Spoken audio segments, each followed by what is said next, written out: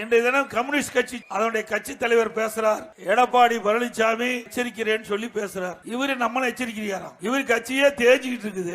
தேஞ்சு கட்டரும்பையான கதையா கம்யூனிஸ்ட் கட்சி இருக்குதா இல்லையா என்று தேடி பிடிக்கின்ற அளவுக்கு அந்த கட்சி இருக்குது.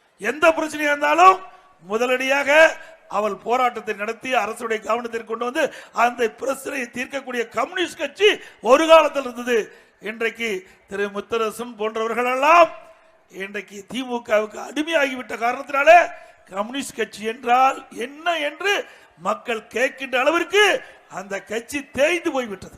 கடந்த 2021 தேர்தல், சட்டமன்ற பொது தேர்தல், அந்த தேர்தலில் திராவிட முன்னேற்ற கழகம் கம்யூனிஸ்ட் கட்சி தேர்தலுக்காக செலவழித்ததாக திராவிட முன்னேற்ற கழகம் வெளியிட்டது.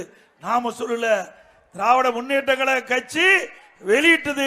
கம்யூனிஸ்ட் கட்சிக்கு இவ்வளவு கோடி கொடுத்தது என்று திமுகவை காட்டி கொடுத்தது இந்த கம்யூனிஸ்ட் கட்சி. அந்த திமுக காரரே கம்முன்னு இருக்கிறாங்க. இவர் அவர்களுக்கு வக்காலத்து வாங்குறார், அவருக்கு கூவி கொண்டிருக்கார். ஏன்னா அவளுக்கு கிடைக்க வேண்டியது கிடைத்து விட்டது, கூவித்தான் ஆக வேண்டும், வேற வழி இல்லையே. அது மட்டுமல்ல, திரு கம்யூனிஸ்ட் கட்சி நாட்டு மக்களுக்கு எத்தனை பிரச்சனை இருக்குது, விலைவாசி உயர்ந்திருக்கின்றது. அதுக்கு ஏதாவது போராட்டம் நடத்துறீங்களா? இல்ல போக்குவரத்து தொழிலாளருக்கு கிடைக்க வேண்டிய அந்த ஓய்வூதியங்கள்லாம் கிடைக்காம இருக்குது, அதுக்கு போராட்டம் நடத்துறீங்களா? இல்ல விவசாயிகள் பிரச்சனைக்காக போராட்டம் நடத்துறீங்களா? பழைய ஓய்வு திட்டம் அரசு ஊழியர் கிடைக்கவில்லை என்று அவள் குரல் கொடுத்திருக்கிறார், அதுக்கு ஏதாவது போராட்டம் நடத்துறீங்களா? எதுக்குமே போராட்டம் நடத்தாத ஒரே கட்சி இன்றைய தினம் கம்யூனிஸ்ட் கட்சி ஒன்றுதான். ஏன்னா திமுகவுக்கு அடிமையாகிவிட்டது.